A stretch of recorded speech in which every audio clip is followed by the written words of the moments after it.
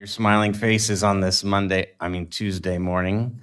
If everybody could please stand, we're going to do the pledge to the flag. This is the Flagler County Board of County Commissioners meeting, September 3rd, 2024. It is 9:00 a.m.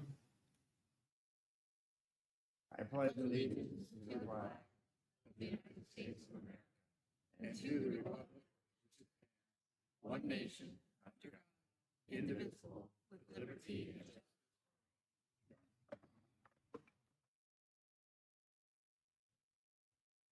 At this time in the agenda, we take a brief moment of silence. This is for individual prayer, reflection, or meditation. We take this time to honor and remember our first responders and the men and women in our military who keep us safe and protect our freedoms at home and abroad.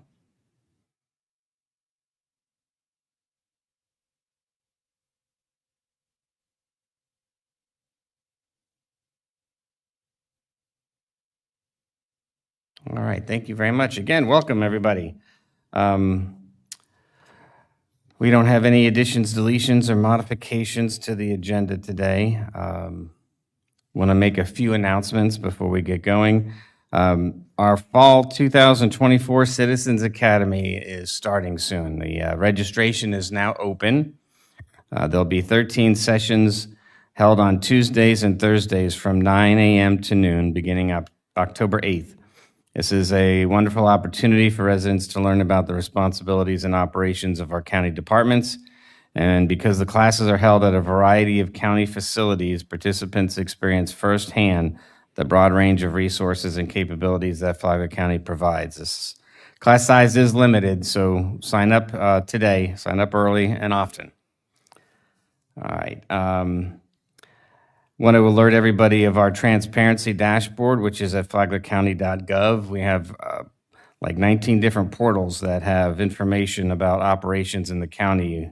And on that portal, you can find our Citizens Advisory Board to view open positions and learn more about them. We have an aircraft noise abatement portal, capital projects. You get to see all the locations and the information on all of our capital projects, and drainage maintenance as well. Those projects are also included.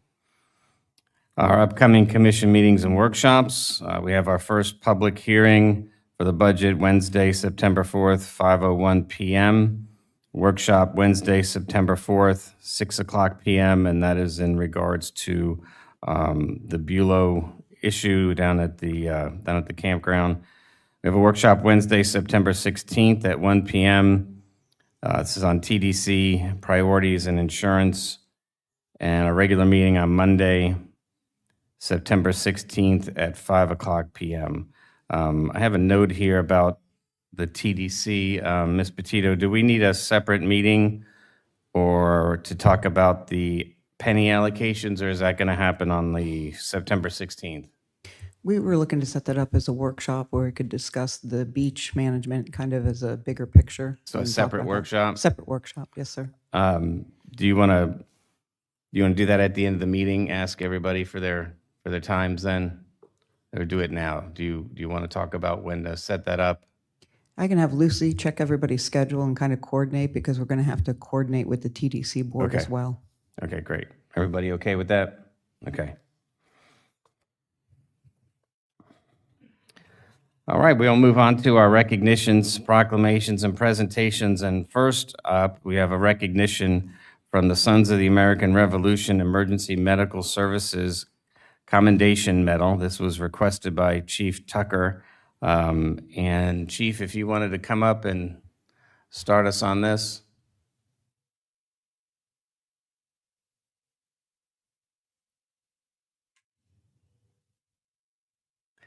The handoff has been made. Don't fumble. Good morning, Chairman Dance and members of the commission. Mike Tucker, Flagler County Fire Rescue Fire Chief. Obviously, the coordination to get these things done gets pretty intricate sometimes. Obviously, it's an honor to always come before you and speak and present to the commission, and definitely to have that opportunity to brag about our personnel, because I might be a little bit biased, but I think we've got some of the best firefighters and paramedics, in the world. And just a reminder, we have actually won awards to prove that. But, again, today, I get to come before you and not only brag about our member, Andrew Shook, but I actually have two gentlemen from the community, Mr. Charlie Hayes and Mr. Randall Morris, for the Sons of the American Revolution, who also want to take that opportunity to brag about our personnel and to present Mr. Shook with an EMS Commendation Medal. So I'm going to go ahead and step out of the way and let them present that award. Great, thank you. Welcome. Good morning, Commissioners, and I know Andy for years. I knew his mother, in fact. State your name for us, just for the Hi, record. My name is Randall Morris. I'm the Secretary of the Flagler chapter of the Sons of the American Revolution. And the award that we're presenting today is to this very deserving EMS firefighter. And the Emergency Medical Services Award was authorized in 2005 by the National Society of the Sons of the American Revolution. It was authorized to recognize individuals for accomplishments and/or outstanding contributions in an area of emergency medical services. This award is intended for paramedics and certified emergency medical technicians and others in the emergency medical field who have performed an act or service beyond that normally expected. The obverse of the medal depicts an EMS badge. The reverse of the medal reads, "Our inspiration is from the past. Our duty is in the present. Our hope is in the future." The medal is accompanied by an enameled bar suitable for wear on a uniform and a certificate suitable for framing. The Flagler chapter of the National Society of the Sons of the American Revolution is pleased to present this award to paramedic firefighter Andrew Shook. On behalf of the Flagler chapter, the Florida Society's Northeast Florida Regional Vice President, Charlie Hayes, will make the presentation. Good morning, everybody. My name's Charlie Hayes. I'm the Regional Vice President for the Sons of the American Revolution here in Florida. In recognition of dedication to the preservation of life and health under the emergency conditions and/or performing beyond the duties normally called for within the emergency medical services profession, we hereby honor Andrew Shook with this certificate and this medal from the Sons of the American Revolution. Thank you. Thank you.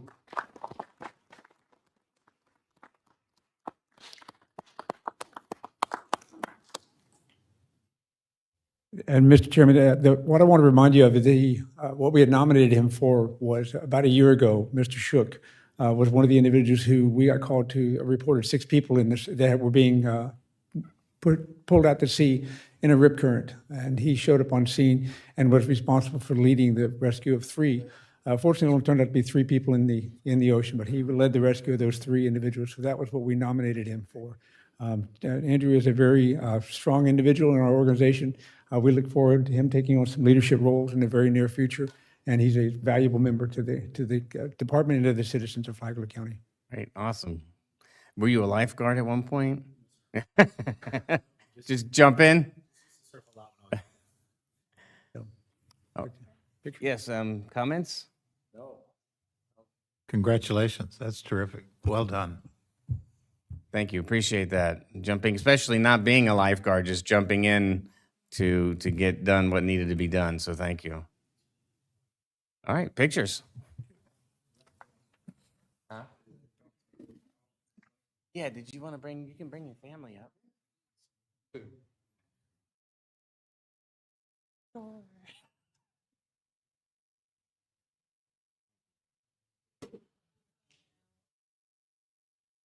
want to move my chair to Dave's side today. Oh, yeah.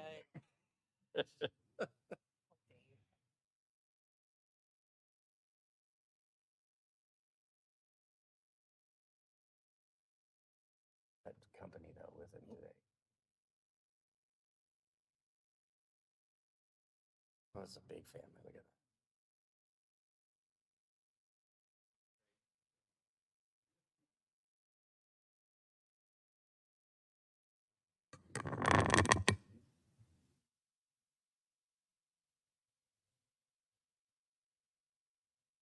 Ready?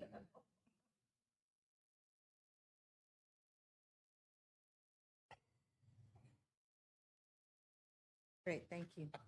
Back of the head. I like that. Thanks for doing this. Congratulations. Yeah. Good to see you. Hey, good to see you, sir. Mr. Shook. Thank you, sir. Thank you very much. Really appreciate it, sir. Thanks for what you do.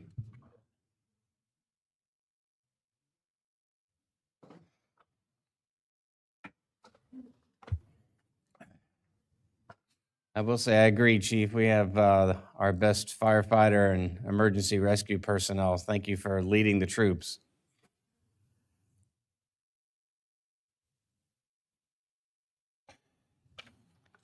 We'll move on to proclamations. Our first proclamation is National Recovery Month for September 2024. This is requested by Savannah Prince from Flagler Open Arms Recovery Services. Miss Leanne, Commissioner Leanne will read the proclamation. This is a proclamation of the Flagler County Board of County Commissioners recognizing the month of September 2024 as National Recovery Month in Flagler County. Whereas each September, the U.S. Department of Health and Human Services Substance Abuse and Mental Health Services Administration sponsors National Recovery Month. And whereas the 2024 National Recovery Month theme is recovery is for everyone, every person, every family, every community, explores how integrated care, a strong community, sense of purpose, and leadership contribute to effective treatments that sustain the recovery of individuals experiencing substance abuse disorder. And whereas substance use disorder is preventable, treatment is effective, and people can recover. And whereas to help more people with lived experience achieve and sustain recovery, the U.S. Department of Health and Human Services, the Substance Abuse and Mental Health Services Administration, and Flagler Open Arms Recovery Services invite all residents to participate in National Recovery Month. And whereas the Substance Abuse and Mental Health Services Administration encourages residents to participate in National Recovery Month to learn more about how they can help people achieve and sustain long-term recovery. And whereas the Recovery Month celebrates the gain made by those living in recovery. Now, therefore, be it proclaimed by the Flagler County Board of County Commissioners that we hereby declare September 2024 as National Recovery Month in Flagler County, adopted this third day, September 2024, and attested by Tom Bexley, our clerk, and Andy Dance, our chair. Thank you. Thank you. Gentlemen, I'd like to quickly make a motion to approve the proclamation for National Recovery Month, September 2024. Second. All right, I have a motion by Commissioner Pennington, seconded by Commissioner Hanson. All those in favor signify with aye. Aye. Any opposed? Hearing none, motion carries unanimously. Welcome. Thank you. Thank you, everyone. I'm Pam Bertolo, the CEO of Flagler Open Arms Recovery Services. And I have here with me today a bunch of people. I'm going to let them introduce themselves. Also, I would be remiss if I didn't mention that in the audience today, we have two past board members, Kim Carney, who was on the original board, and then we have Ms. Jaffe. So I just wanted to say that the cool thing about this for me is we've been coming here how long? 4 years? This is our fourth year? Okay. And every year we have fewer and fewer overdoses in Flagler County. That doesn't mean we can let up, but we do have fewer and fewer. So what September is all about is recovery. And when we have fewer and fewer overdoses, we have more and more people who have chosen to declare themselves in recovery. So that's something that you, as commissioners of this county, should be very proud of. And thank you so much for bringing us here today. It's a real honor, once again, to be in front of you. Let's introduce the other folks who are here. My name is Hope Walton. I am the outreach lead at Flagler Open Arms Recovery Services. Morning, everybody. My name is Matthew Helston, and I'm a certified peer specialist for Flagler Open Arms Recovery Services. Welcome. So before we introduce the next line of defense, I want to make sure that you have two proclamations. If you don't, we're just going to introduce them. Okay. So these are the folks from Flagler Beach Rotary. The two Flagler Beach clubs, Flagler Beach Rotary and Flagler County Rotary, came together with us to do a big campaign for Laura. Boy, teed me up. Hi, I'm Laura Biddle. I'm one of the directors on the Flagler Beach Rotary Club. And additionally, not only is it Recovery Month this month, but it's also Suicide Awareness. And the two clubs of Rotary for the Flagler County are getting together and we're doing an awareness walk. I've already given the flyer to your secretary. And it's on September 19th, 5:30 at Wadsworth Park. It will start. We will walk over the bridge and we'll end at Veterans Park with a small little ceremony. Basically, what we're trying to do for the month is just to make everybody in Flagler aware that there is a number, 988, to call to get help when you're not in a good mental health frame of mind. So if you all could just please post this, share it, be greatly appreciated. Thank you. And let's introduce the other Rotary characters. I'm Debbie Horst with Rotary Club, and I hope everyone can come out and join the walk. It'll probably just take a half hour, but it really would be important to get lots of people out there. Thanks. And I'm Kathy Ruskabear, a proud Rotarian of Flagler Beach Rotary Club. And making ourselves more visible and announcing about the 988 that I was not aware of until I learned at Rotary about it, will just be a big benefit to the whole community to know if they're in trouble, who to call. Thank you. Thank you. Thanks again. Thank you. Can we, wait, Don't- let's get pictures. Yep, don't go yet. Come on up to the Come on. dais, we'll get a picture. Did you bring your camera up?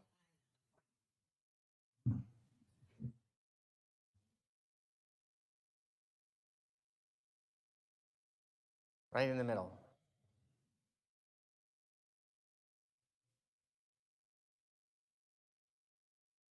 Everybody ready?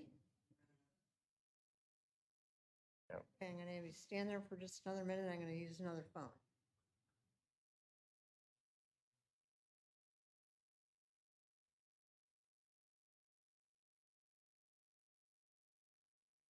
One more and we'll be good. Thank you. Thank you. Thank you. Thank you, everybody. Thank you, Pam. Thank you, Amy.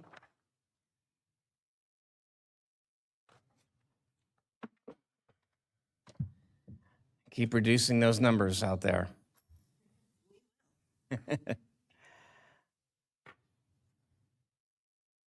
All right, our second proclamation is for National Preparedness Month for September 2024. This is requested by Jonathan Lord, our Emergency Management Director, and reading the proclamation will be Commissioner Hanson. Thank you, Mr. Chairman. A proclamation of the Flagler County Board of County Commissioners recognizing September 2024 as Preparedness Month in Flagler County. Whereas natural disasters and human-caused emergencies have the real possibility of affecting our community, and whereas government agencies and disaster organizations cannot bear the sole responsibility in preparing for and responding to these disasters. And whereas during Preparedness Month, September 2024, community members are encouraged to take time to educate and prepare themselves for those in their care for emergencies and disasters that can impact our community for extended periods of time.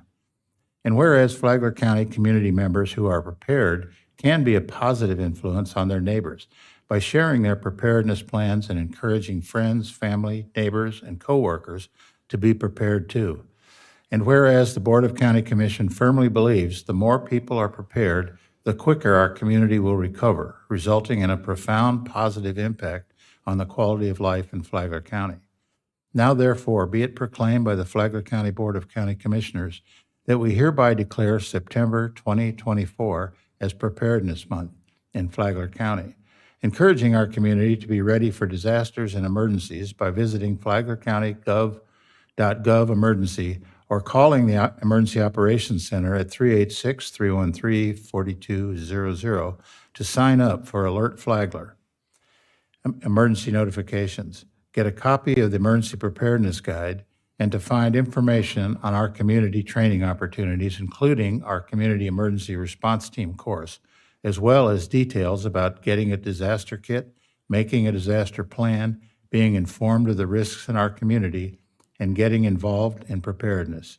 Adopted this third day of September 2024, attested by Tom Bexley, clerk of our circuit court and comptroller, and signed by Flagler County Board of Commissioners Chairman Andy Dance. Welcome, Jonathan. Good morning, Commissioners. Thank you all. Thank you all for reading off and approving this proclamation. And I just want to take the opportunity to actually introduce you to our small but mighty team. There's some new faces that you may not have met before. Obviously, you all know, I think you already know Ryan Simpson and the one and only BP. BP. Nobody knows. But we also have Vitor Mira, Kelly Steffens, and Lovey Haley. The last two young ladies just joined our team in the last couple of months, replacing some folks that had left us over the last year or so. So we're a small but mighty team, as you all know. Since I last spoke to you last September, we got accredited, and we thank you all for your support in allowing us to do that. We're one of only a handful of counties in the entire state that have that currently.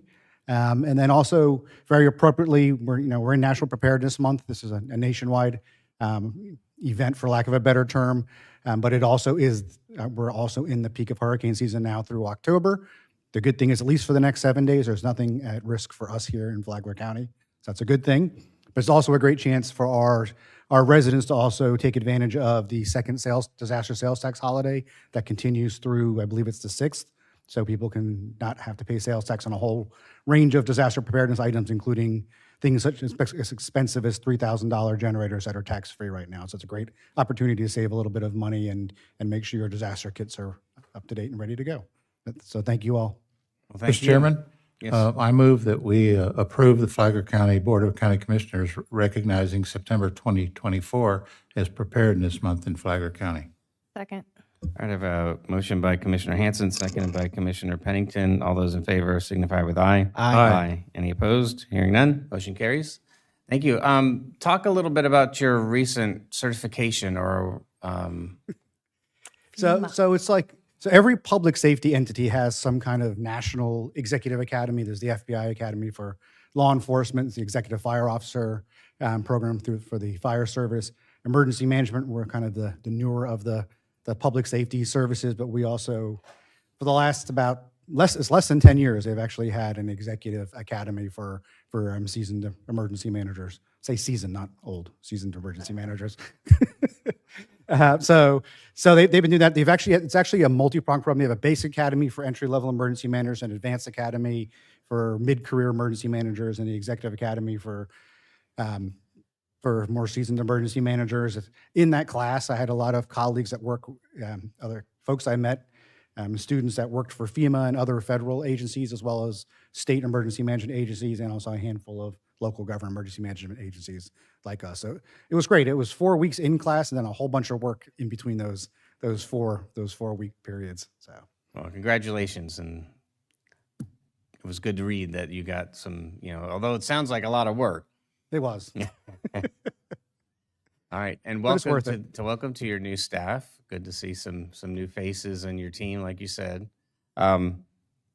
Anybody have any questions or comments for the team? Just that, congratulations. I really feel like we're always prepared, always, because of you and your team. That's a good feeling. I'm just a guy that gets to come up here all the time. It's really the team that makes us all work. And it's not just our team of 6, but we have 20 some odd active volunteers that really help us force multiply significantly. We forgot to tell him that we declared no hurricanes. Yeah, We were well, just saying I am before totally it started, okay. we're like, there's no hurricanes in September, apparently. I'm And, secure in my job to Right. go with that. and a big year, I guess, almost 2 years now coming up with the new shelter that will be. Yes, we're very excited. I've been in a lot of communications back and forth with Department of Commerce is their current name this year. And we're just waiting on an agreement, which we're supposedly going to get this week or next week from them. And the roof, right? You were getting a new roof too? Roof, yep, you guys already approved that agreement. And once we're out of hurricane season into the drier season, Right. we'll start working on the EOC strengthening of the roof. Okay, very good. All right, well, congratulations to the team. Thank you all for all the hard work. Mr. Hanson said it correctly. Flagler County and the residents are in good hands, and knowing that we're always well prepared thanks to your team. So appreciate it. Thank you all. All right, Appreciate it. come on up for a picture. Jonathan?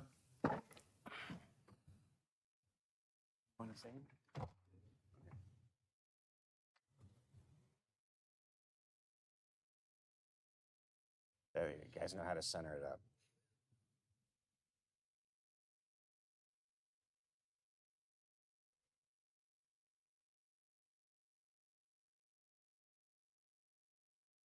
Thank you. Congratulations. Yeah. Thank you, sir.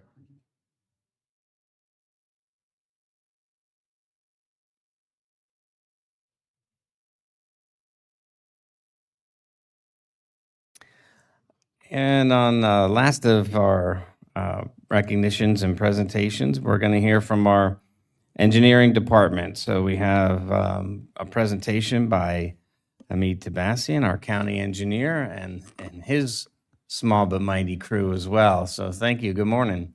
Good morning, sir. Good morning, Commissioners. Hamid Tabassian, County Engineer. Appreciate the opportunity to present the engineering work programs update this morning to you. I would like to begin by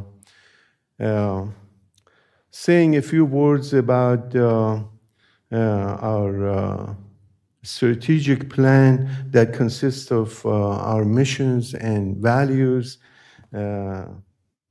that is in line with the overall commitment to Flagler first by financial responsibility, innovative solutions,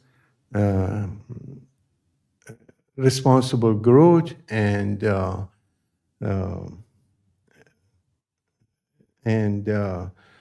service, superior service, and of course the transparency. Our mission is to expeditiously deliver innovative infrastructure projects that meet the highest standards of safety and quality while enhancing the quality of life.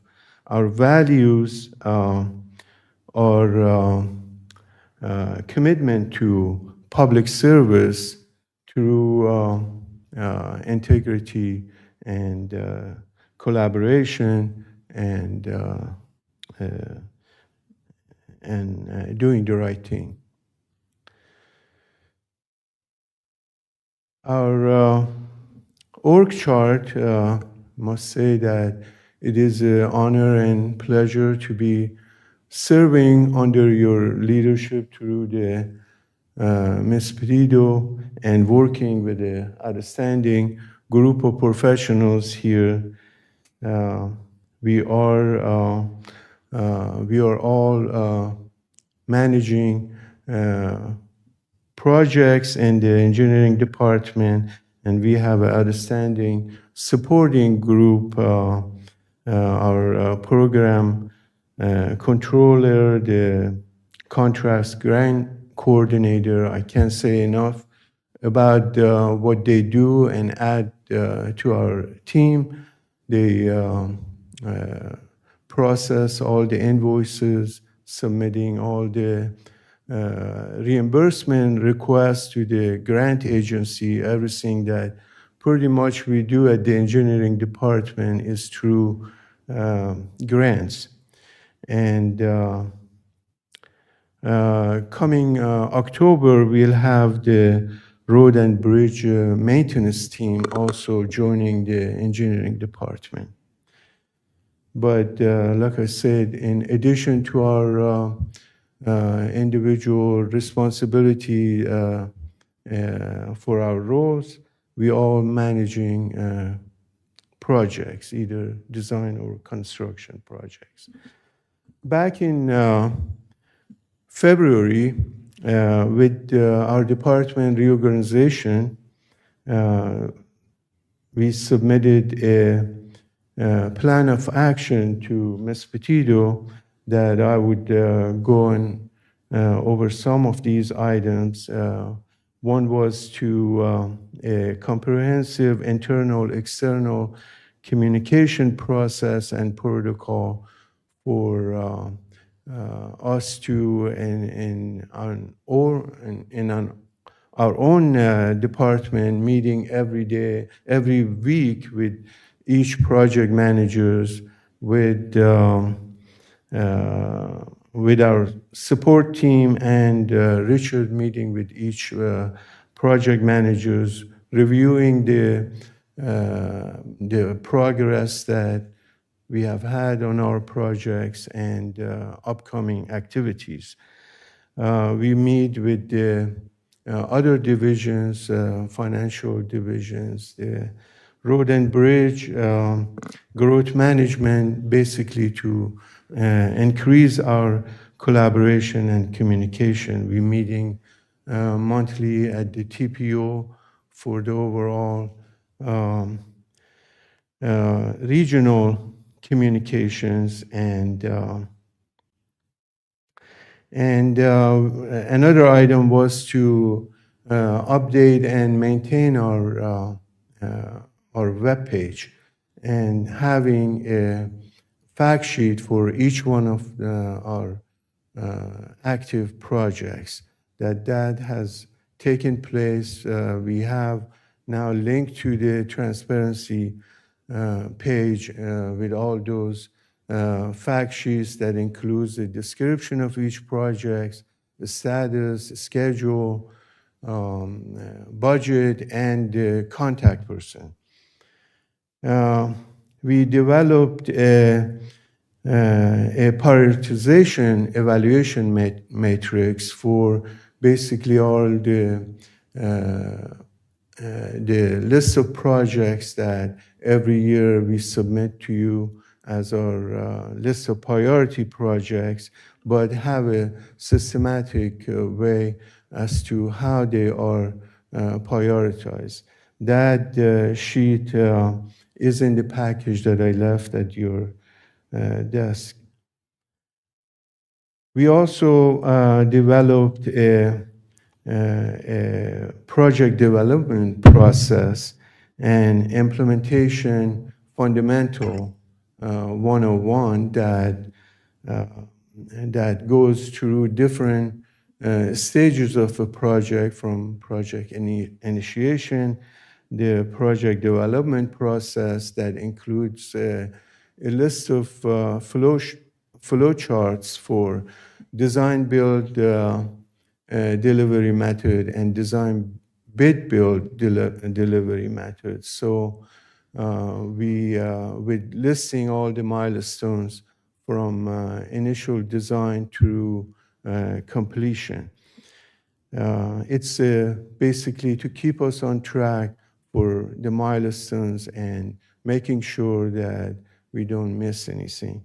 In addition, we have the project delivery methods highlighted there, from design, bid, build, which traditionally in the department that has been used, but introducing the other innovative delivery methods such as design, build, construction manager at risk, and public-private partnership delivery methods.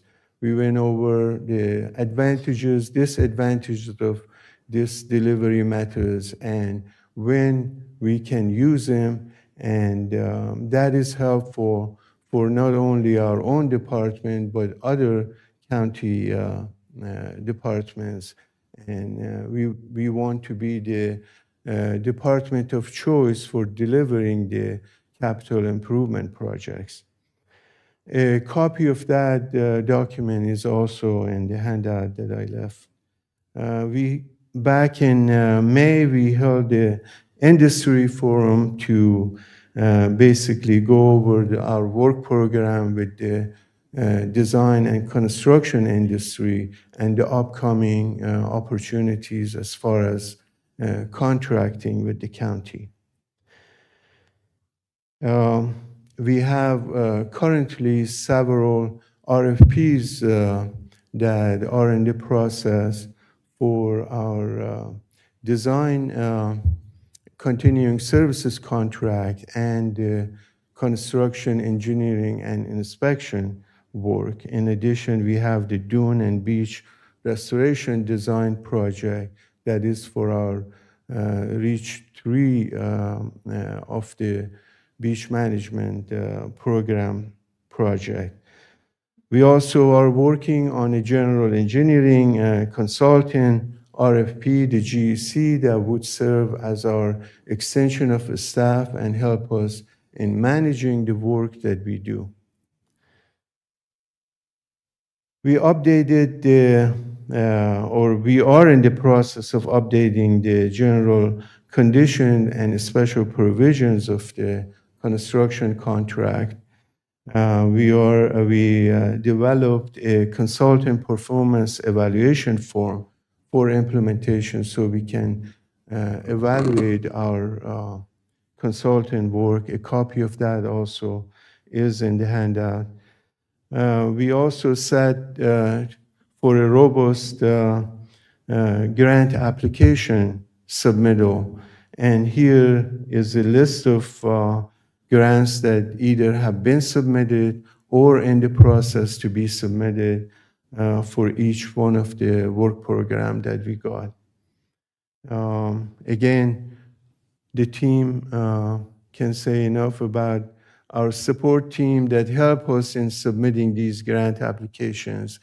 And we would need perhaps for a much more successful process to get help from our GEC in submitting these grant applications.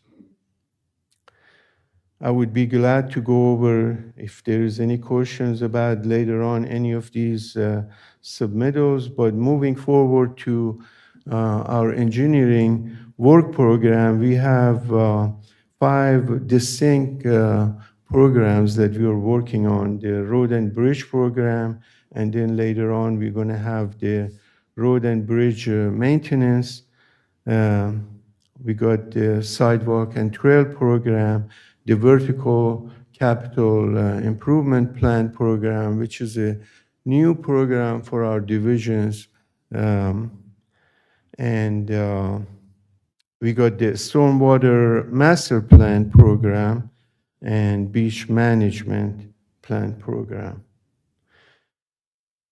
For our road and bridge program, we got under the design, we just finished 2 projects. We got 5 projects underway, and 2 actually are going to start shortly, the Forest Park Street and the Jungle Hunt. The other 3 are already in design. Again, under the road and bridge program, we for construction work, we completed recently 4 projects, approximately $16 million in worth of construction work. We got additional 4 projects currently underway with the estimated construction cost of $25 million. And in the future years, we got 4 projects programmed for construction.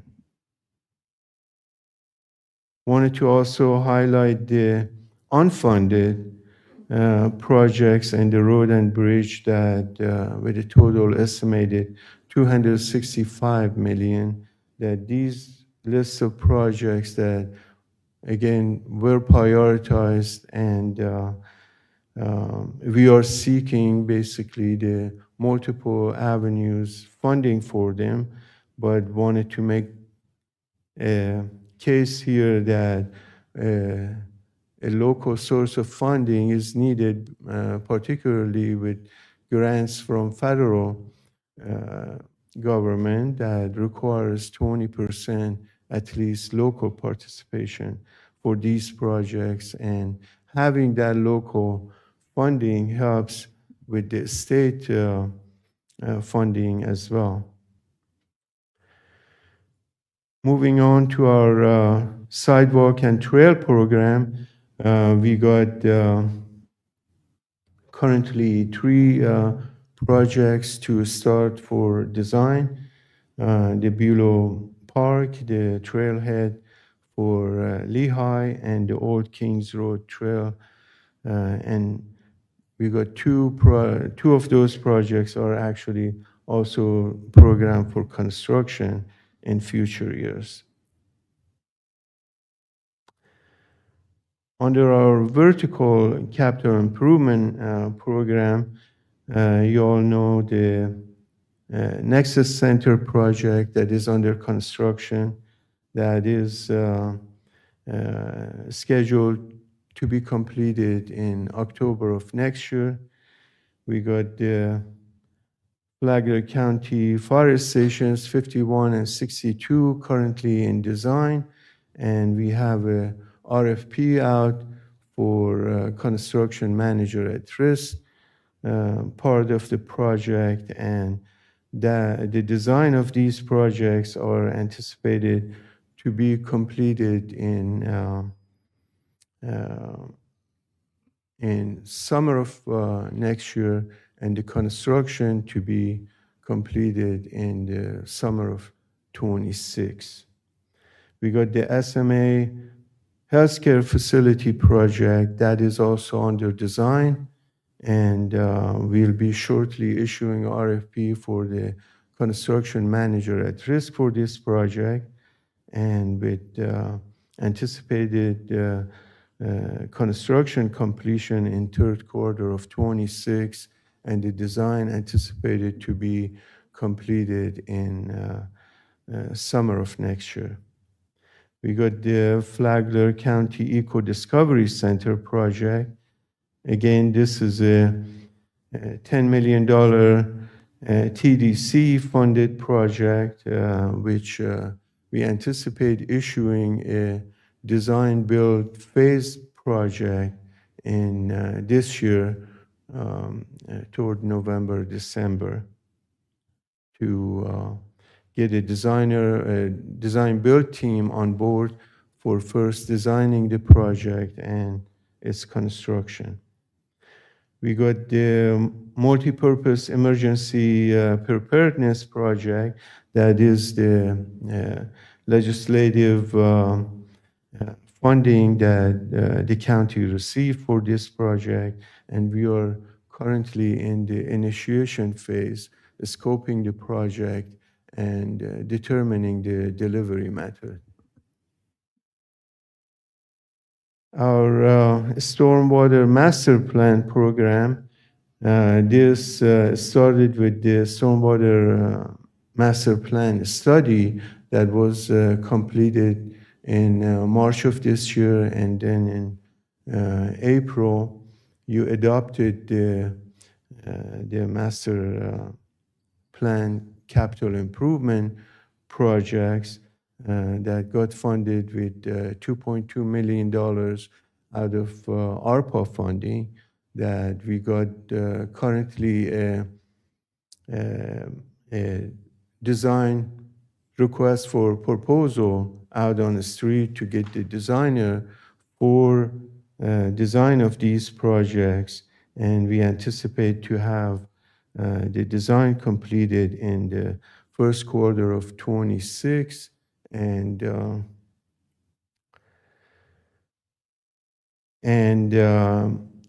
see what part of these 5 projects can be implemented with the funding that we got. We also are, the FDEP is reviewing the MS4 permit application that currently underway, and we would have the permit administration of the project, that we would also looking for our GUC assistance for this task. Moving on to beach management plan program. Following the beach management study and adoption of the beach management plan back in October of last year, we worked on and basically an implementation plan evolved that includes 4 reaches for the improvements along the coast. A fact sheet was prepared that is posted online, and you have a copy of that in your handout. And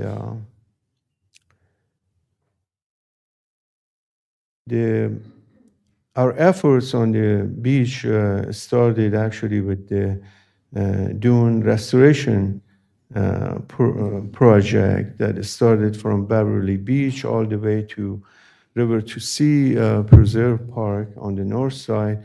That project was approximately $19 million FEMA FDEP funded efforts that got completed fourth quarter of last year, and we are still in the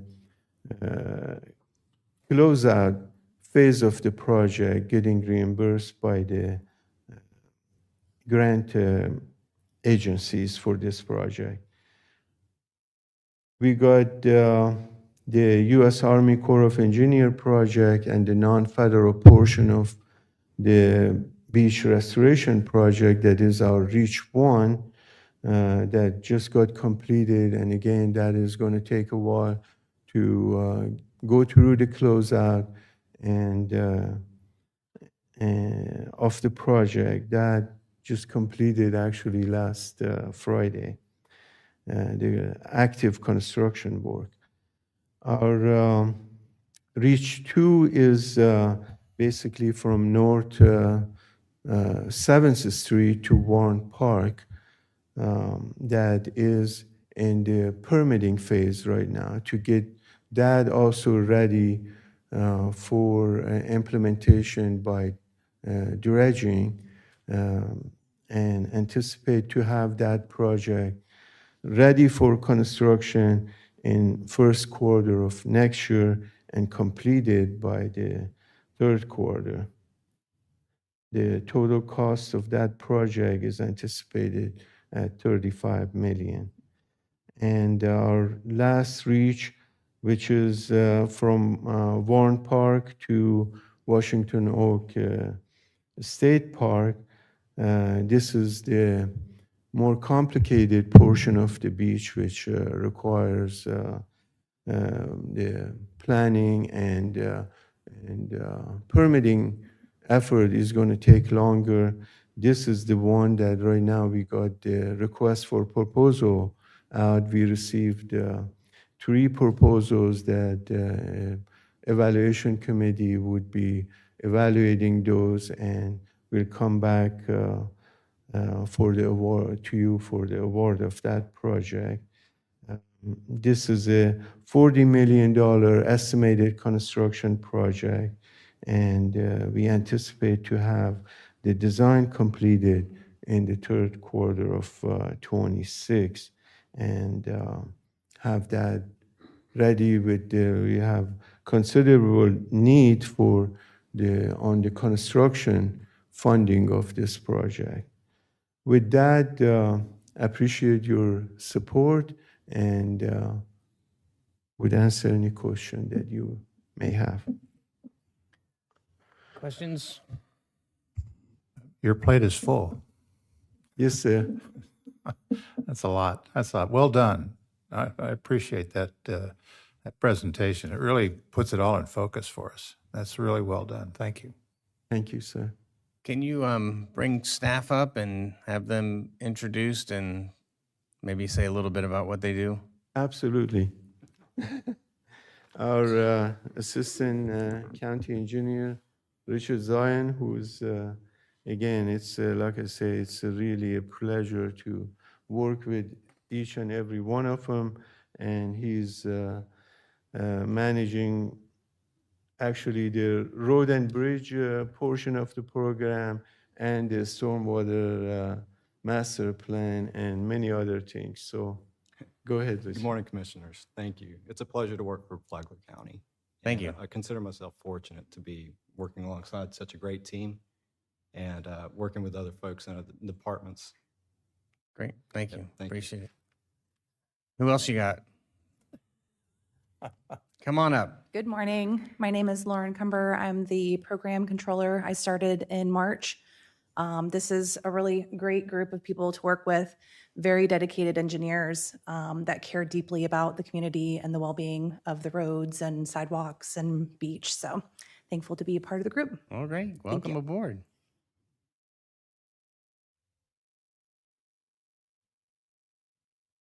I'm Amanda Roslowski, and I am the contracts and grants manager. I take care of getting the reimbursements from the state and kind of working with them as they continually evolve what their requirements are. I do love working with the engineering department. We do have a great group of people. Awesome, thank you.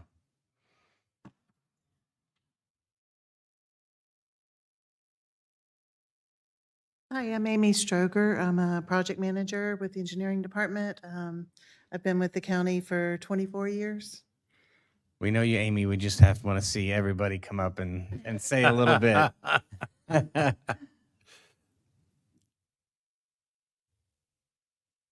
And Weldon as well has been around a little bit. We know Weldon. Morning, Hello, sir. everyone. It's good working with Flagler County and my team, and the team includes the good citizens of Flagler County. They've been very receptive and also appreciate the public improvements that we've been putting in. Thank you, sir. Yay. Good morning, Commissioners. Ansley Renke, Coastal Engineering Administrator, and I think you guys are used to seeing my face. You've up been here. very busy lately. Yeah, we were really glad to have you. Oh, well, thank you. It's great to be here. So I enjoy this group as well. Great, thank you.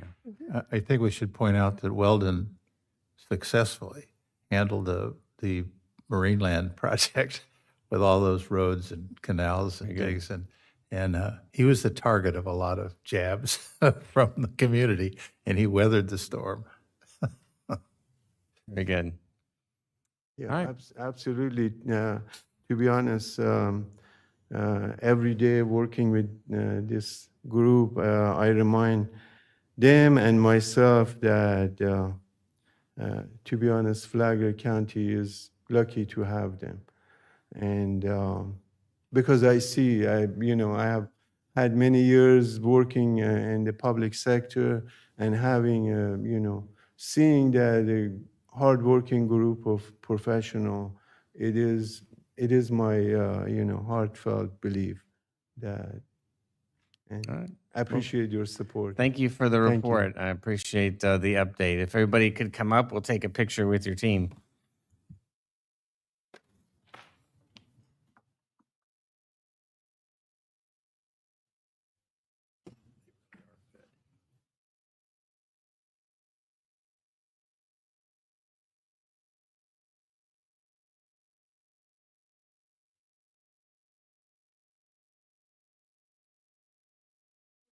Better than that. Come on. Great. Thank you. Thank you all for coming. Great.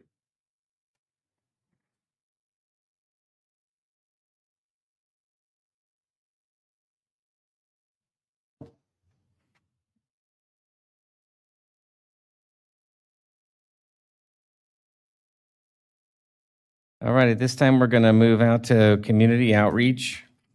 This is a 30-minute time period allocated for public comment on any consent agenda item or topic that is not on the agenda. Each speaker will be allowed up to 3 minutes to address the commission. Speakers should approach the podium, identify themselves, and direct comments to the chair. So at this time, we'll open up for public comment. All right, seeing no one come up for public comment today, we'll bring it back to the board. We've got consent items. Are there any comments on consent items? I'm going to have one to pull. Okay. Any comments on consent? No, I'm good, thanks. Okay.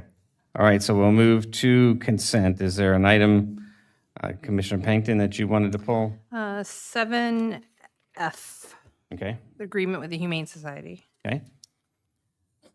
Is there anything else from the board?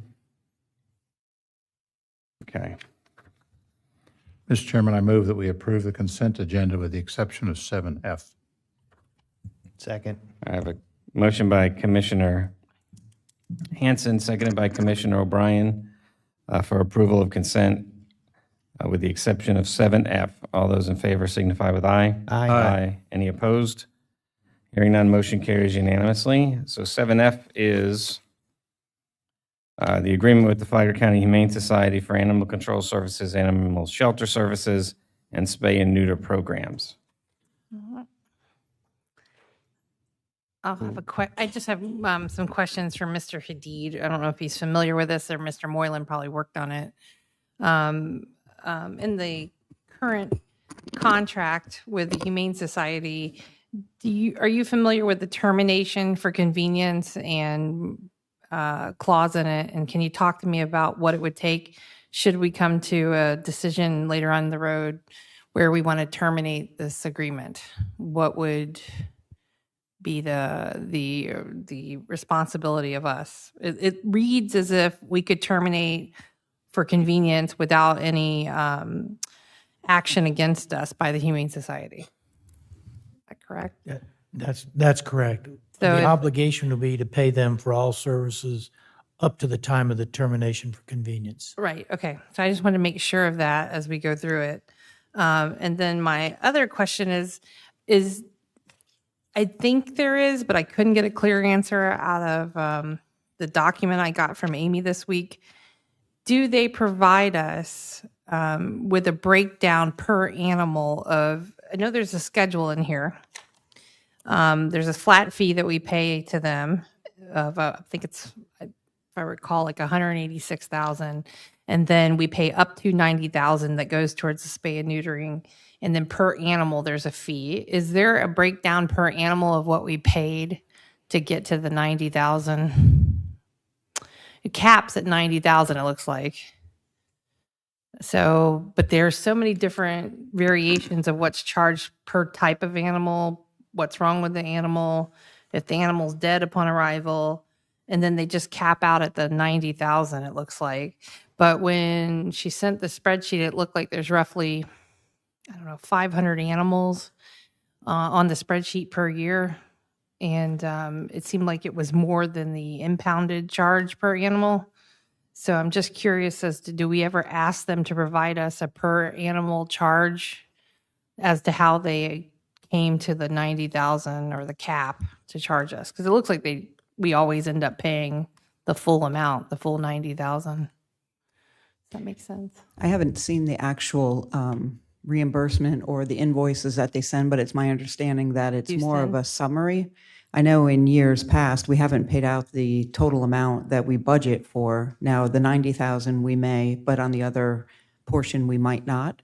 When they seek reimbursement, they have to break out what it is that they're seeking the reimbursement for. Now, whether it's to the level of detail that you would like to see, we can certainly work with them to come up with something a little bit maybe more detailed.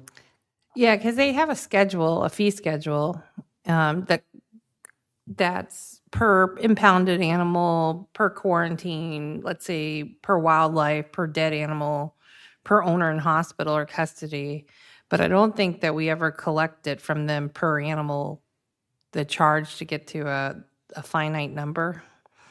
But, and that's, I just was wondering if we collect that as part of our, I can if have they the get to that level. financial services director who typically sees the invoices. He can probably explain. And Mr. Chair, John Brower, Financial Services. We do get it is itemized out. It's per like a dog. It doesn't say the dog's name, or we don't track it that way, but we get a dog was picked up at this location, and we get the different services that they would get. So we do get an itemized charging for that portion of the contract. Okay, so yeah, it will tell us whether or not they had to sterilize it or like It would be more dog like we one sterilized costs a dog. 162. Like there's a reasoning but why it's more than what we what the contract states. Like there'll be a reason on there as to why it's more than just the impound fee, because they also charge per day of pending judges' orders. I'm just curious because it does seem to break out to. Right, it does break it out for that. It doesn't, it's not per, like, we don't track a specific dog and say this dog was picked up and then spayed, and we don't track it that way as far as I can see. They may at the Humane Society, but we don't get that information. And then, okay, and then, and I think that maybe we should ask them to maybe provide per animal what was charged. It's just because I asked for the numbers and all I got was, I took in 3 birds and 6 things. And so, but it doesn't really show the fee schedule broken out of like, we charge you this much per year for impounded animal. We charge you this much for sterilization. Was that information that you got from us or from? From the Humane Society, they sent it over the weekend, but there wasn't a real breakout to like what we're paying on the fee schedule. Like, right, 32,000 of it went for impounding, 9,000 went for sterilization. So looking for they something do send like that that. information. Again, it's generalized. It's Yeah, not it's still a little specific general. dog got all these charges. It's Okay. we did. And then my final answer, since we can terminate for convenience should it ever come down, then my final answer, I guess, is for Mr. Hadid, is they have a piece in there about equal opportunity employer and about us swearing in the animal agents per state statute. Do we have any ability to regulate the criminal background for the actual animal control agent? So to ensure that our animal control agents, let's say don't have a history in animal abuse or charges or any, what we hold a county employee to. Is there an ability to get to that level since they're... I don't know that we've done that in the past. Typically, the Humane Society will provide the credentials of the individual. We present the individual to the county judge. I suppose the county judge could ask for that if the county judge, since they are a form of a law enforcement officer, essentially being sworn in by the county judge. But I don't know that we go to that level of scrutiny. Yeah, because I was thinking about that we swear them in, and what if they have a background or obtain a background during the life as being doesn't seem like there's anything that could, it seems like we don't have any say or authority in the person that we swear in, should they come into any issues with animal abuse or having a criminal background. We have no control over the situation. We do review their credentials. After appointment, obviously, we track their interaction with the system. And if there are prosecutions, we get to see how they work up their cases and how much depth they go into in assessing things and the propriety of the course of action that they've taken. So the reason why we do that is not because we're monitoring, is we have to be accountable to the courts. Right. But not for the animal control officer themselves, correct? Like, Well, it still tells us something about their behavior at work. Right, As but- to how but as to your question of background, no. Yeah, we have nothing in the contract. No, we do not. For backgrounding of that role, or if they should rise to a level that there's nothing we can do about the animal control officer. And I'm not sure to what degree as a 501c3 Right. that they can ask for that data. Mr. Chair, if I may, Yes. it does have in the scope of services that the officers, animal control officers will follow statute in accordance with section 828.27. Yeah, I read that one last Yeah, night. so I mean, they don't just hire anybody. They got to be, qualified, or at least according to the statute. So Yeah. I guess I got to read the statute, see what that really actually means. Yeah, I read They the are being held. statute last night. It doesn't really go into the criminal background of the individual, just that we're swearing in someone, but there's nothing to prevent us from hiring someone. Commissioner, we can inquire of the executive director to see if that activity is possible, or do they make that kind of We- assessment? We Is that asked part of their at the screening? workshop, and they don't background. check um, the individuals. So somebody from the organization stated that officially, that they Yeah, do Amy not do did. background? I believe, right, correct? Okay. Commissioner O'Brien. I think what maybe Commissioner Pennington might be getting at is it should be in writing part of our agreement, not necessarily that they say they do that, because they could change their procedures anytime they want, correct? Well, I don't want to control their organization, just the Right. two officers we swear in, that we ensure that they don't have a background in. But we have a written agreement with Right. them, right? And What- can we put that in there? Can we put it in there? I think that's where I'm going Sure. with. Can we ensure that we're hiring people that are the standard of a county employee that we put on our own employees to handle, because since we have to swear them in. We can, well, we're not actually the ones that swear them in, it's the county judge. We don't have the authority swear one to in. say they're an animal control officer. It's got to be performed by the county judge. But to be candid, the county judge depends upon us in terms of presenting the candidate for appointment. But- Right. But the question that Commissioner O'Brien asked, and in a sense you asked, yes, we can add a provision in the contract. And I do, apologies, I recall us swearing, having one on the approval several months ago. Mick, who's no longer there, he came in front of us and I'm pretty sure, I'll have to go back and look, but we did have one on our agenda. Does anybody recall that, or am I? Yeah. Okay. So my opinion is that we should probably require background check so that we can make a determination when we do appoint, or when the judge appoints for that role. Yeah, I would agree to the extent that we could codify that in our written agreement with them, we should try to do that, unless there's something in law that prohibits us from doing that. And I guess on the heels of that, I was going to pull this. I had some questions as well.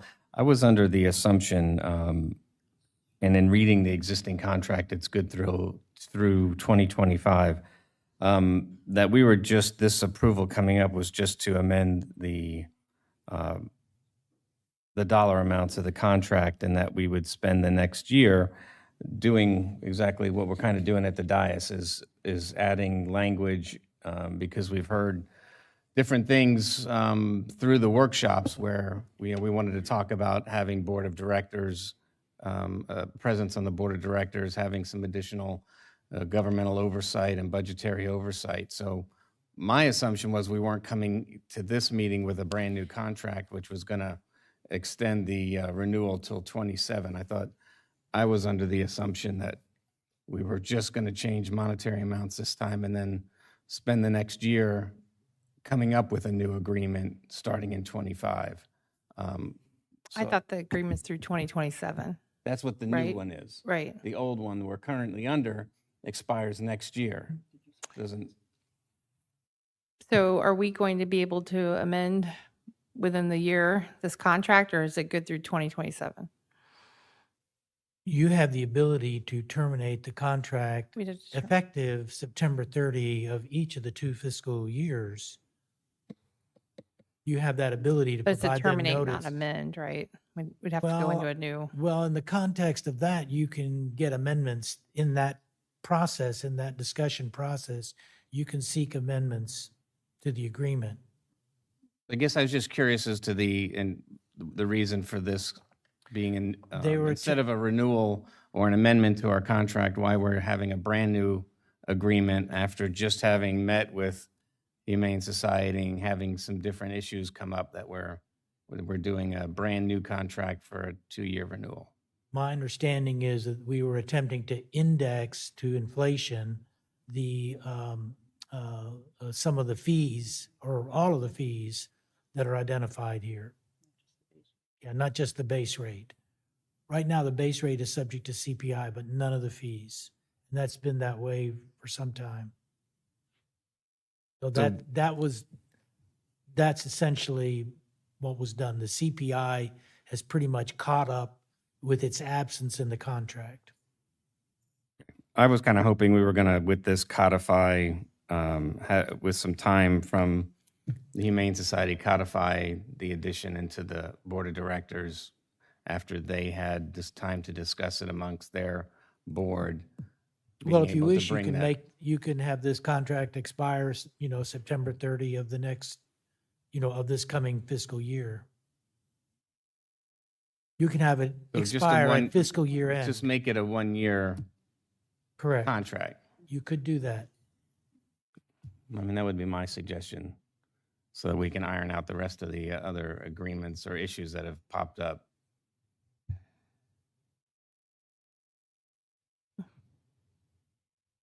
And you want to include the background check? I think there's, Because there might be a way that we, the county, because we do have access to that data. We could ask for the background. They're not exactly our employee, but they certainly are, in a sense, our agent. Do you want to work on that? Just renew it for a year and let's work on and those then work on details. the issues that, right? Do you want me to pass, or do you got that covered? So we want to amend the contract to expire in September 2026, correct? Easy enough. Or 5? 25, sorry, 25. apologies. I'm ahead of you. Okay, I got that. Is everybody?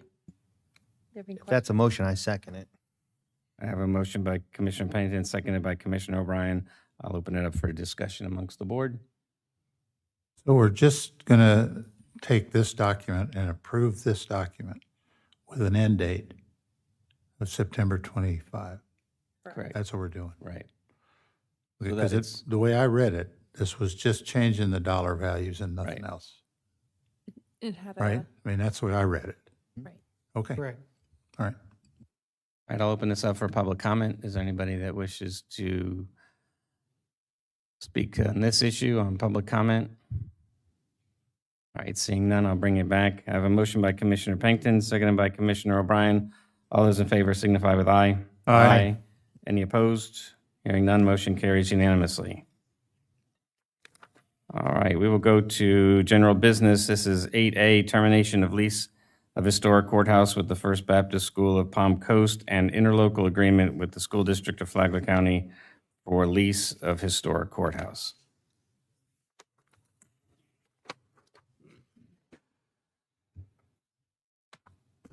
Good morning, Chair. Good morning, Commissioners. Good morning. So here we have I just wanted to provide some lease highlights. The First Baptist entered into a contract with the BOCC back in 2015, and that contract would extend the lease up to 2025, February 2025. However, the Baptist school has constructed their new facilities, and they have moved out, and they have no need for the building as of today. We've been working, Sean, Heidi, and I have been working with Dave Freeman from the school district to come up with an ILA that with a few options for the lease payment and terms. That was provided to the school board. They approved it on August 20th of this year. The initial term is 2 years with an additional renewal of 2 5-year terms. The option selected, and I'll show here for the public, we provided 3 options. The option selected by the school board was option 2, which is $93.80 a monthly rate, rounded to the nearest tenth of a dollar, and with a 4% increase every year for cost of living allowance. With this option, the school board is taking on the responsibilities of groundskeeping, solid waste, and janitorial. So option 1 that was presented, all the expenses on that option was managed by the BOCC, and then the school board would be only making the lease payment, and then we'll manage all the different items that need to be managed within that building. And the monthly lease for that option was $17,151.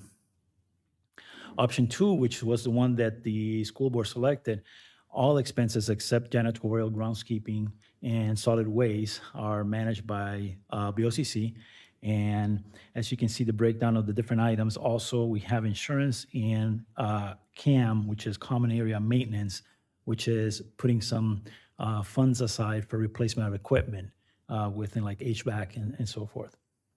And that monthly lease, rounded to the nearest tenth of a dollar here, is $93.80. And then option 3 was that the BOCC manage expenses related to termite bond, insurance, and common area maintenance. And that lease payments were $84.27. So the next steps we have here before you is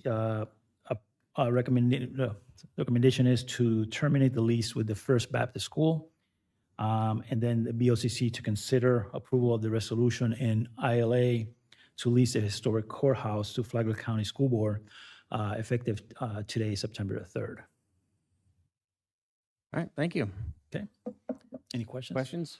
Yeah, where does the utility, the $120,000 utility, where does that fit into this equation?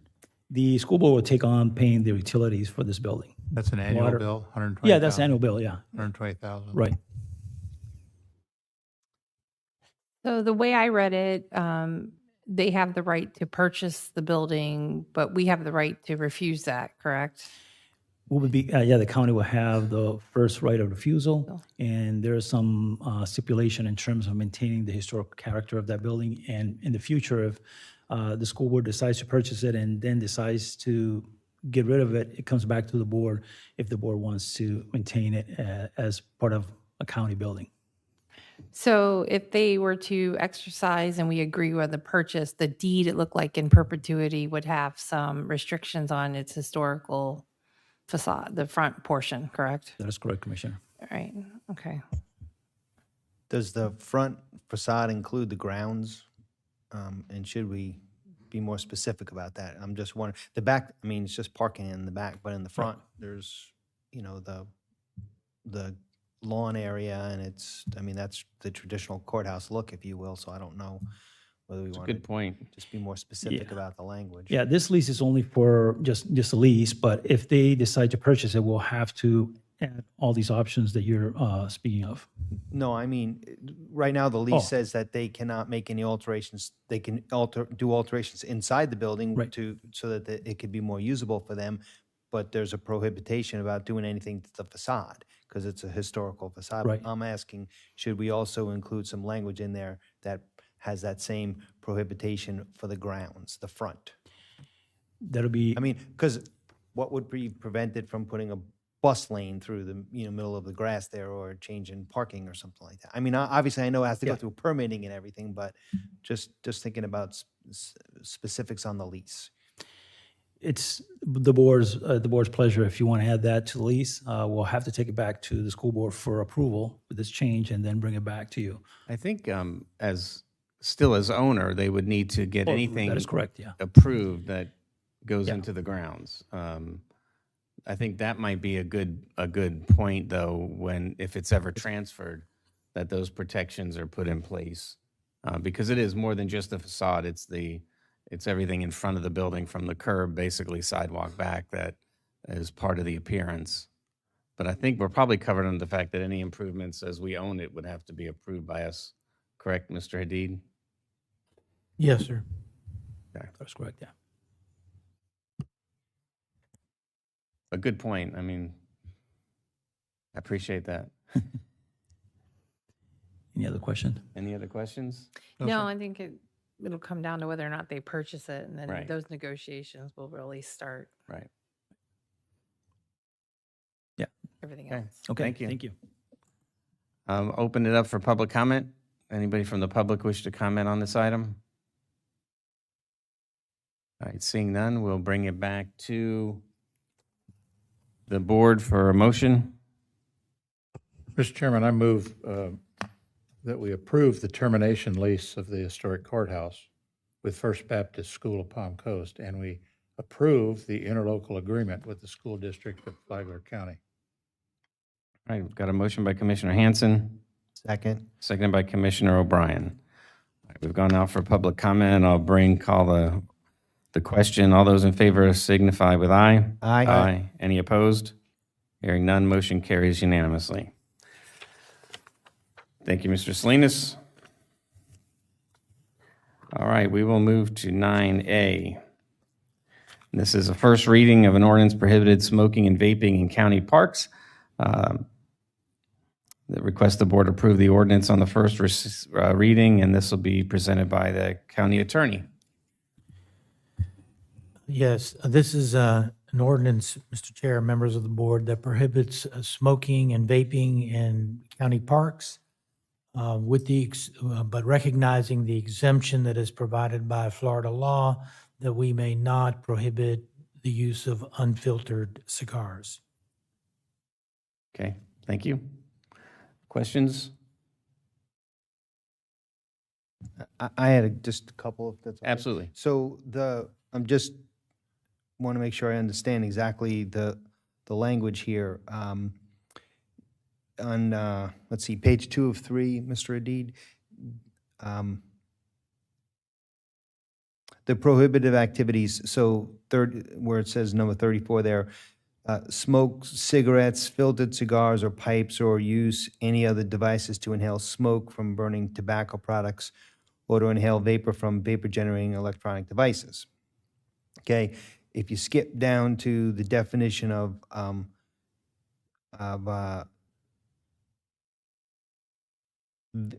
I guess where I'm confused is the difference between vapor and smoke. What I'm trying to get at here is it's not legal yet, but if our I always get confused between 3 and 4. The recreational marijuana amendment, if it gets approved, and the use of recreational marijuana becomes law in the state of Florida, I want to make sure we have language in here that prevents the smoking or vaping of marijuana, in county parks if we adopt this ordinance. So under vapor, it says means aerosolized or vaporized nicotine or other aerosolized or vaporized substances. Maybe that includes marijuana, I guess so. But I don't see it specifically saying that with respect to smoke. It only talks about tobacco products. And I just want to make sure we've covered those bases if it gets to that, and have it done ahead of time. Well, we can add that. I mean, maybe because the description of substance, any other substance qualifies, covers that, but I'm just asking the question. I'm not a lawyer. Well, it says including but not limited to, and you see that phraseology? We can add that. And since it's not allowed now, it's probably why it's not included in there, but yeah, if it, so it would be weird to include it now if it's illegal, but it could be amended if the state law passes. We could amend it depending upon the passage, but we could also include it. Yeah, There's nothing I guess that so. would stop us. Sure. Nothing legally that stop us from including it now. I mean, I guess vaporized substance could be included in that. The one is really on the smoke side, but again, I guess it's a moot point because it's not legal. But if it does, I won't be here, but I highly recommend you think about revising the ordinance to include Any that. other thoughts? Even when it's legal, it'll be illegal at the federal level, so. Right? It's very good.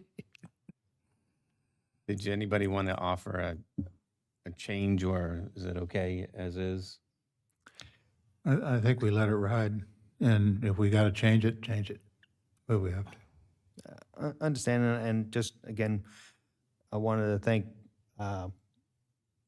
legal staff for working on this and bringing it forward.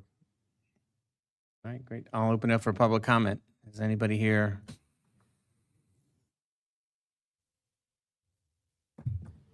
Good morning. I remember this coming up not too long ago. Absolutely. Good morning. My name's Forrest Hahn. I'm a father for the president for Flagler Babe Ruth Baseball. I just want to commend all the commissioners for your hard work. I brought this up over 2 years ago to help protect our athletes in Flagler. It started with just our park, but I'm exceptionally thankful to you guys, our legal team over here, for getting on board and taking it all the way across Flagler County and protecting all of the youth. So I just wanted to say thank you, and I really appreciate all of your hard work through this. So thank you guys. Thank you for being here. Any other public speakers? Nothing, Terry? I don't want to shame you in, but I can't. I know we've had plenty of conversations. Hi, I'm Terry Williams, the Tobacco-Free Flagler Program Manager. And I remember when I moved here in '05, going to Judge Attic and talking about the smoking and the parks and the kids. And I really thought it was an issue and just started working with her. I've been working with many of you. I remember Mr. Hanson in Jacksonville. One time we went to a seminar there. He was supportive, and Mr. O'Brien, Mr. Dance. I haven't met with you, but I'll appreciate all your working on this. It seems like it was something that was never going to happen, and I'm just glad to see it has. The Flagler, City of Flagler Beach did the same thing, and Palm Coast I'm working on, and we'll keep working on. But I just thank you. It's a hard thing to get done. I don't know why, but it's been difficult. So I appreciate all your support, your time, your effort, your meetings, and everything. So I appreciate you. And then this is our chair of our partnership. Yes, hello. My name is Jaffe Lee, and I was the chair for the Tobacco-Free Flagler Partnership for a couple of years. I worked with Terry on many of these issues for a long time. I'm also a facilitator for the area health education centers and facilitate the Quit Smoking Now and Tools to Quit sessions here locally in the county. And moving these type of policies is so important for our residents, and also just to establish a means of what is appropriate and not appropriate for our young youth. So thank you for your time. You always give us so much of your time to talk about these policies. All right, thank you. Any other public comment? All right, seeing none, I'll bring it back to the board. Do we need a motion on that? I do. Yeah. Yeah, I move that we approve the first reading of an ordinance prohibiting smoking and vaping in county parks. Second. Motion by Commissioner Hanson, seconded by Commissioner O'Brien. All those in favor signify with aye. Aye. Any opposed? Hearing none, motion carries unanimously. Thank you very much. Thanks for being here. All right, so we'll move on to reports and comments. County Administrator report. Thank you and good morning. Just a couple things to go over. Last week, administration had met with the 9 HOA presidents within the Hammock Dunes development to discuss our efforts for beach management funding within the unincorporated area of Flagler County, or what we're now referring to as that northern 10-plus miles. We have a meeting scheduled on September 16th with the Ocean Hammock HOA, and a couple meetings to discuss our plans with 2 elected officials in Palm Coast. We're also finalizing some dates for public outreach in the Hammock area, and our meeting with the entire Hammock Dunes community sometime in September. This is all going to be done ahead of us mailing out postcards to the various property owners to conduct an online survey. We're looking at fine-tuning that methodology of how that MSBU could be deployed, and then we're on track to bring it back in front of this board for a workshop discussion towards the end of October, and then hopefully we can bring it back to the board for consideration sometime in November.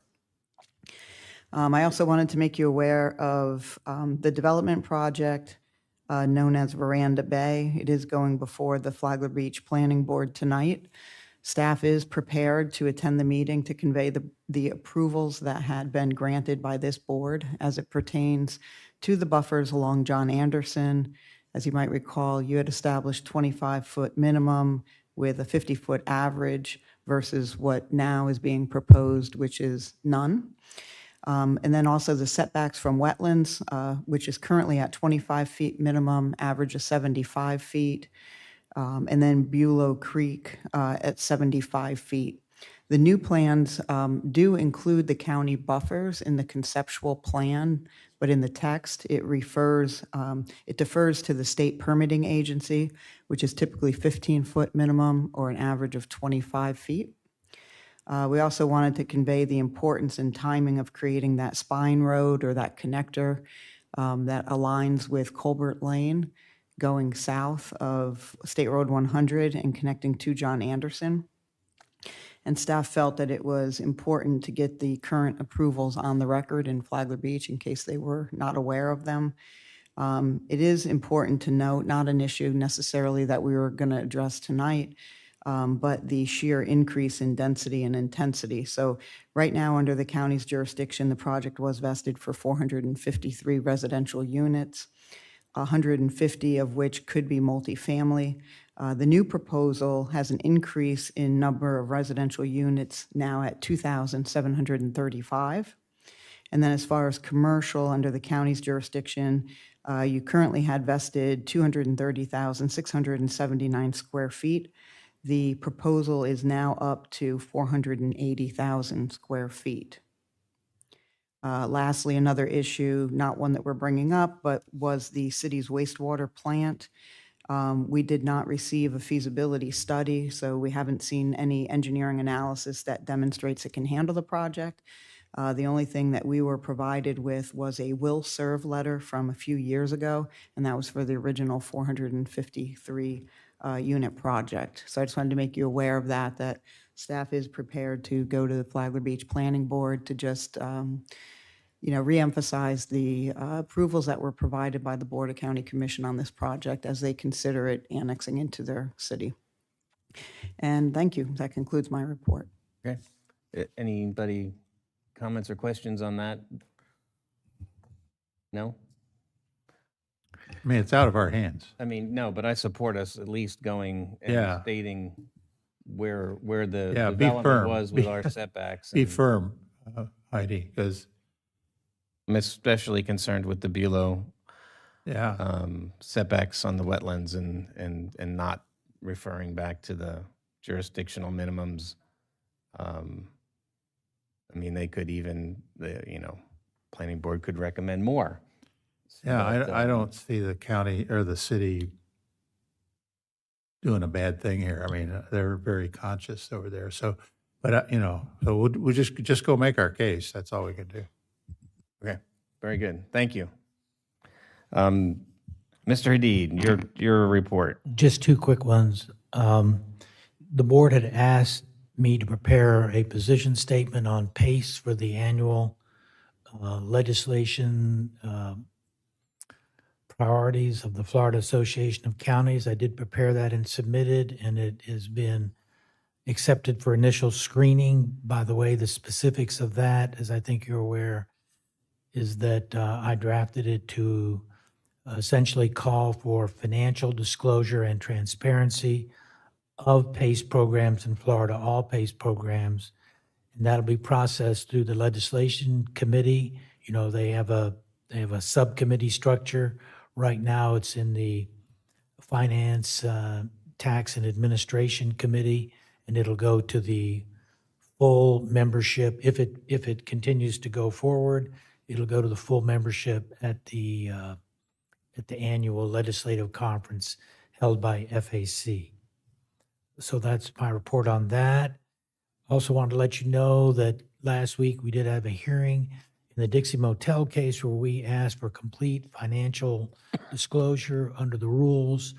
The court ruled at the hearing in favor of our motion. We don't have an order yet.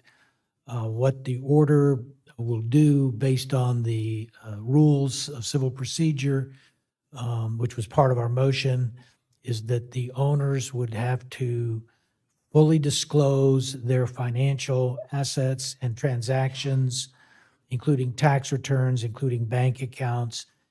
It's a very comprehensive disclosure, which will have to be done under oath. So we're waiting for the judge to sign that order. And that is all my report. All right, thank you very much, sir. Any questions for Mr. Hadid? Yeah, Al, what does that do to move this along? I mean, they're not complying with anything the judge has said. So how's this going to make any difference? Well, under the rule, if they refuse to file, that is a direct contempt of the court. If they underreport, in other words, it's not a full disclosure, then that also can constitute contempt of court if they do not respond to the judge in that context. Yeah. What does that do, this disclosure? What does that do to help us either It tells- force them to complete the project or force them to tear it down, one or the other? Well, it would show their financial assets and what they have spent to bring the project to fruition or not.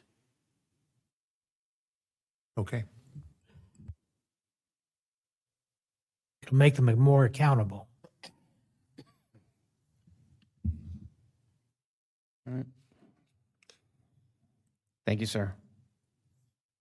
All right, we'll open it back up for community outreach. Another 30-minute time period for community outreach. Anybody wish to approach the commission? Seeing none, we'll close community outreach and bring it back to our commission reports. Start on my right, Commissioner O'Brien. Nothing? Okay. Commissioner Pennington. I wanted to bring this up, and I was hoping Commissioner Sullivan would be here, but I don't know if any of you has been following the city of Palm Coast, who recently came to a consensus about exploring a impact fee on commercial development of a nominal amount to go towards funding of public arts. And it's something that a lot of counties are using now to keep to prop up commercial installation of public arts, public art programs like our FC3. And it's a novel way to keep arts funded in the community, and it doesn't really have any impact on the residents as far as impact fees or anything like that. It's on commercial real estate over a certain amount. So I think it's like $1 million, and then they're charged a nominal fee for commercial to go towards the public arts. So I'm not asking for a consensus on it, but I thought if you get an opportunity to kind of look into that, because it might be something that we could possibly do on our end to keep FC3 funded and to keep arts funded within the community, is to partner up with the city and do something like that as well on our end. Thank you. I think we're frozen on adjusting our impact fees for a little while yet, right? It takes 4 years. I believe we have just under 2 left. Okay. Right, it's a Might be a creation, time right? when I don't know if you, but it would be a good time, I think, to look at it when we reevaluate our impact fees. Unless you want to go faster. No, it's a creation. So would it be You timed could up do it with that? anytime. I'm just saying. Yeah, as- that's what I'm thinking, because you're going to have an opportunity to have some, like, it would have been a good opportunity to have it on some of the commercial coming in, but Yeah. I think it should be kind of built out. Because I think they would have lost, if they had implemented it last year, they would have had, I think, $1 million already on the commercial, that if it in a bucket just in a year towards public arts. Yeah. But it's a good way to get it funded, but not on the backs of residents Right. into the commercial space. That's it. Anything else? Commissioner Hanson? Nothing. Nothing? All right. I'm good. Mr. Chairman, I move we adjourn. All right, motion to adjourn. Thank you. We have 2 meetings tomorrow, right?